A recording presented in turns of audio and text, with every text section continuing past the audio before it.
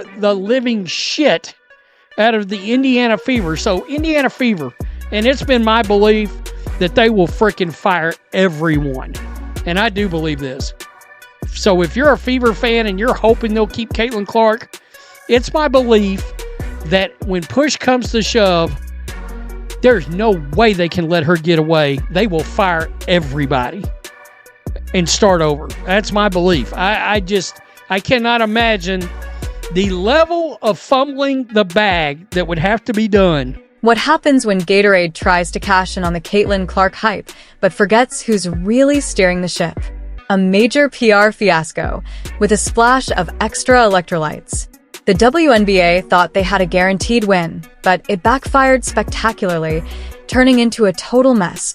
And wait until you hear the fans' reactions. Fever's front office might want to brace themselves for this feedback. Meanwhile, Caitlin just pulled in $660,000 like it's nothing. Grab your popcorn.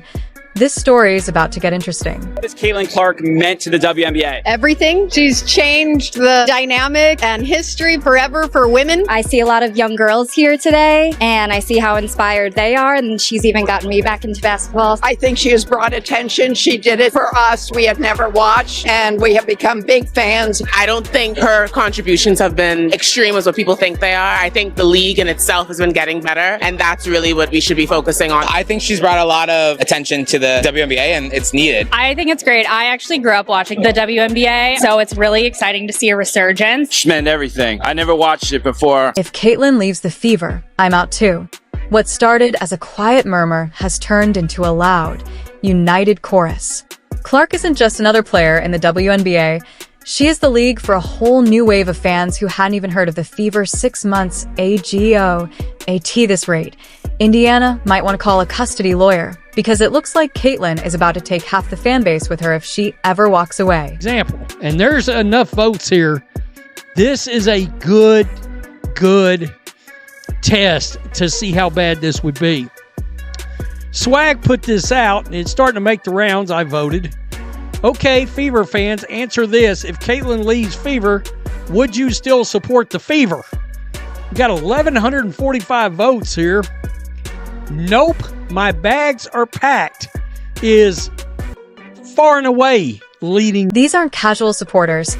They're diehard converts, fully devoted members of the Caitlin Clark fandom.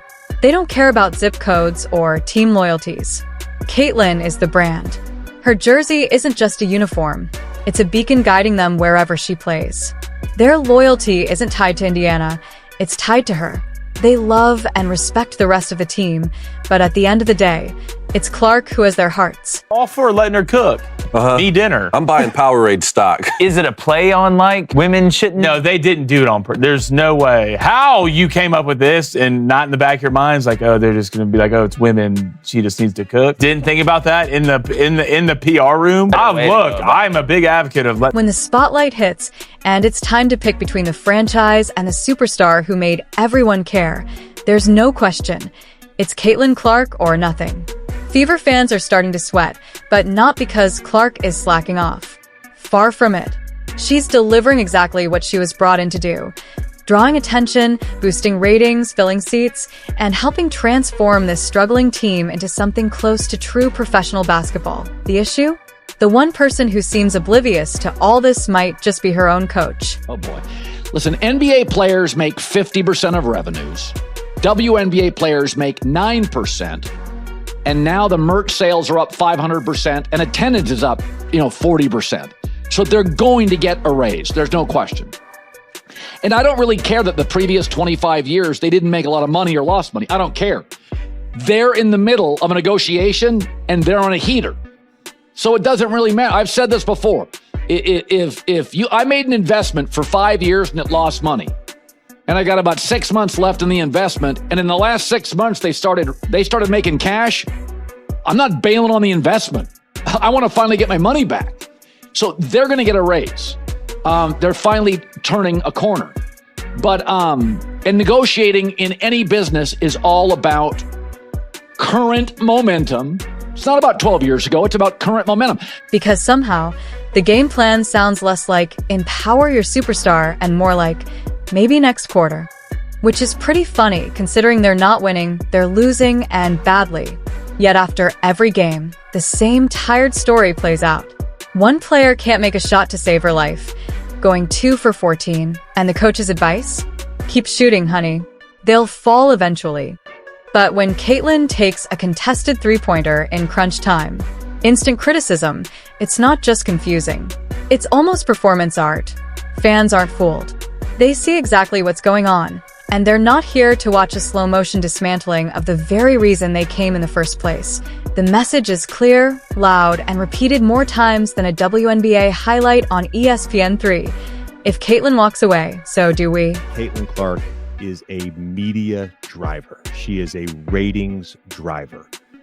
Think about the NBA post Magic and Larry, the NBA post Michael Jordan, tennis post Serena Williams, golf post Tiger Woods, right? There are certain athletes that drive the sport more than others.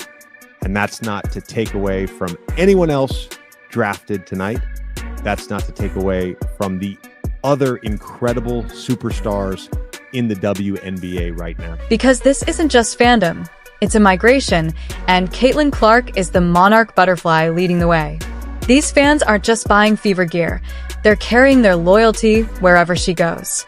It doesn't matter if she lands in New York, Vegas, or even the Bermuda Triangle, they'll follow her without hesitation. Team names, cities, even rebranding as the Toilet Paper Tornadoes won't matter. If Clark's on the roster, they're all in. This isn't a passing craze. It's a full-blown movement, and Fever management should be worried. These fans aren't being dramatic, they're stating facts. Caitlin is the reason they gave the WNBA a shot. It wasn't slick marketing campaigns, flashy promos, or Instagram highlights. It was one kid from Iowa with Steph Curry-like range, incredible court vision, and the charm of a late-night talk show host. She turned women's basketball into must-watch TV. Now imagine deliberately benching that. It's like stumbling on a gold mine and then deciding to cover it with a strip mall. It's baffling, and investors aren't happy. And yes, fans adore the rest of the team. No one's trying to erase anyone else. So the t-shirts don't bother me. But why do you take a shot at the Golden Goose, Caitlin Clark? You guys were flying before she arrived on one of those airlines that made you pay for a cup of water. One of those airlines that is the planes are the color of a highlighter. Now you're flying private. Okay, if you're in a band and you're staying at the Motel 6 and you add a band member and now you're at the Ritz-Carlton, keep your issues to yourself. The worst part? It's starting to feel deliberate, like some behind-the-scenes plan to keep the rookie in check. Don't let her get too big, they say. Make sure the veterans get their chances, even if their shooting percentages are more like lottery odds than anything reliable. Meanwhile, the fans are screaming, let her do her thing. But every time Clark starts to heat up, someone pulls the plug. Add in the awkward body language, tense post-game interviews, and baffling late-game choices, and the loyal Caitlin Clark fanbase isn't just disappointed, they're downright furious. They feel like they've been sold a false promise. You can't build up your star, plaster her face on everything from Gatorade bottles to garden hoses, and then treat her like a mere decoy. When it counts, that's not a game plan. That's slow-motion sabotage. What happens if she walks away? Simple. The WNBA faces its biggest fan exodus since streaming became a thing. One day, arenas are packed and ratings are soaring. The next, it's silence, with reruns of Ninja Warrior pulling better numbers. Age 23. I'm going to pass on that question, actually. WNBA star Caitlin Clark is transforming women's sports. She fills arenas night after night, and her games have smashed TV viewership records. And if you watch Clark play, well, it's not hard to figure out why. She makes deep three-pointers look easy. And like all stars, wants the ball when the game is on the line. And don't think this is just talk. These fans aren't bluffing. They've already started exploring other cities, with maps, spreadsheets, and group chats ready to go. Some are browsing rental listings in Phoenix. Others are memorizing the zip codes of Las Vegas. There are Caitlin Clark watch parties planned in places she hasn't even played yet, just in case she gets traded. Because they're not loyal to a logo. They're loyal to a legacy. They didn't fall in love with Indiana basketball. Heck, most didn't even know what the Fever were 6 months ago. This isn't just fandom. It's a hostage situation. Fever management had one job. Don't mess this up. And yet, here we are, watching them risk breaking the only thing that's truly working. Caitlin Clark's fans didn't come this far to be sidelined and ignored. They won't quietly cheer as she's reduced to little more than a glorified passer. SO when they say they'll leave if she does. Believe them, for these fans, Caitlin Clark isn't just a player. She is the product. The whole WNBA ecosystem revolves around her. Take her out of Indiana, and that team fades into obscurity. Put her anywhere else, and that city instantly becomes the heart of WNBA fandom. And I think it's like something where if you are a star in the WNBA, like Caitlin Clark, she's probably one of the few people that anybody you can mention to somebody that knows sports will know Caitlin Clark. Yeah. She's getting a ton of deals. Coke, Gatorade, you name Nike deals. Now, I know a lot of the other players, like if you're the 12th person on the team, you're probably not making that much money, but I just feel like coming out like this, what are they going to bargain with? What is their like thing they're coming with that's going to change their salary? And that's what I was trying to figure out. I couldn't understand because they're already rev sharing. The NBA already gives them money, compensates for the loss they make every year because they lose 50. Fans aren't just emotional. They're being realistic. They don't owe the Fever a thing. They gave the team a shot because of Caitlin. They stayed because of Caitlin. And they'll leave because, honestly, Caitlin might not stick around if this nonsense continues. Maybe it's time to stop treating her like a side character in someone else's story, because if she walks away, it won't just be a trade. It'll be an extinction-level event. And this time, it won't be a fever dream. It'll be a full-blown nightmare. Sounds like Stephanie White's coaching approach is less about developing a superstar and more about micromanaging her into invisibility. At this point, it's no longer subtle. It's barely coded Morse code flashing through every press conference. Caitlin Clark wasn't even my top pick at the start. Sure, she smiled for the cameras and talked about adjusting to the system, but now that the season is underway, it feels like she's being squeezed into the kind of quiet, compliant player the old guard is comfortable with. Female bird. She had Van Slugenhagen on her. She was like, I'm offended that y'all have white defensive players guarding me, and she put her in the torture chamber. You should have known from her little face that she didn't want this matchup from the beginning. Caitlin reminds me of what Dame does. If anybody ever noticed, her first shot, always a three. First quarter, second quarter, third. She sets the distance on her first shot, so you have to guard her there. Now she can do whatever she wants to do. She's playing a chess game. That's what Dame does. He starts his game off. He's going to shoot a deep-ass three to 4. But here's the real twist. Caitlin Clark wasn't made to ride shotgun. She's not some accessory to an outdated playbook held together by hope and good vibes. She's the engine, the GPS, the playlist on repeat, the very reason the whole machine even started. And yet, game after game, you can almost see Stephanie White handing out emotional speed bumps and strategic detours like she's directing traffic instead of leading an offense. It's wild, because this isn't just about minor disagreements over play style anymore. It feels personal, like the kind of vibe you give someone who is dropped into your home by corporate and now you're stuck hosting the dinner party with a fake smile. Except this dinner guest is cooking 5-star meals, paying the bills, and still getting told to just sit back and pass the salt. Let's call it what it is. Resistance from day one. It seemed like Stephanie White was gritting her teeth through the Caitlin Clark era. All the high-minded talk about embracing Clark's game? Vaporware. Instead, we've seen game plans where Clark gets parked in the corner while teammates with the green light throw up bricks like it's a WNBA-themed Olive Garden. Endless breadsticks, no buckets. And yet, when Clark manages to rack up 15 assists, 23 points, and some viral highlights while dodging elbows and referee chaos? Silence. No celebration, no praise.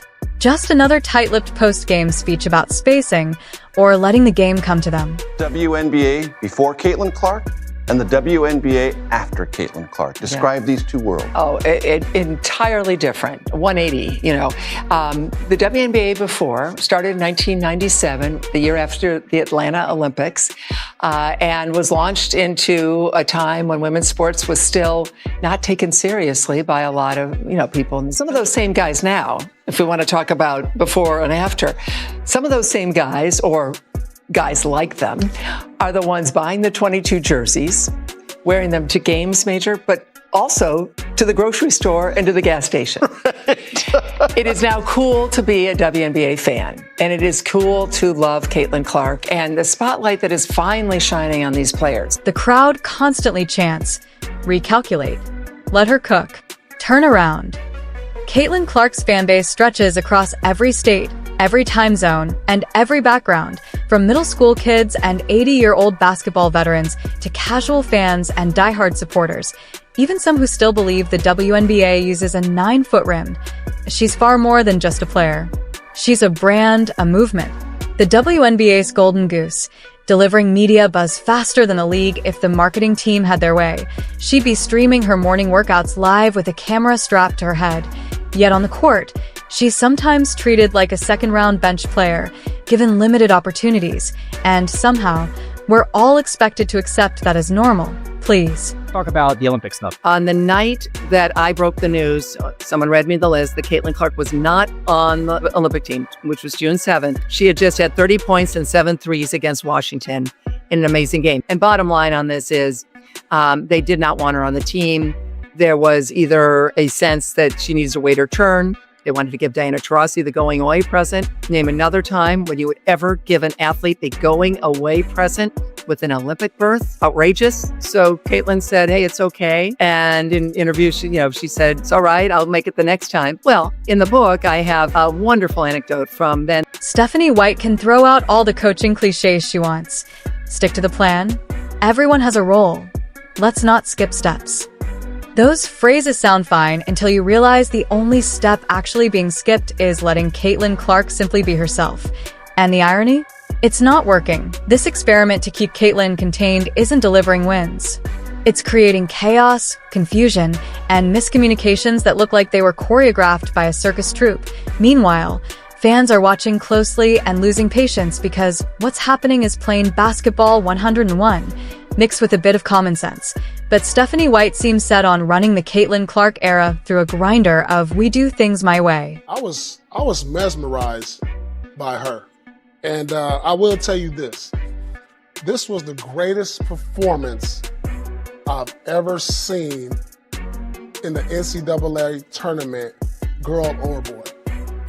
Greatest performance. On this biggest stage. Well, I'll tell you why. Because rarely does a game like this live up to its hype. Yeah. Rarely do you have the two superstars play like superstars, because you got to understand the scout report is geared to stop you. All the hype coming into this is going to be people who've never watched a girls' basketball game watched.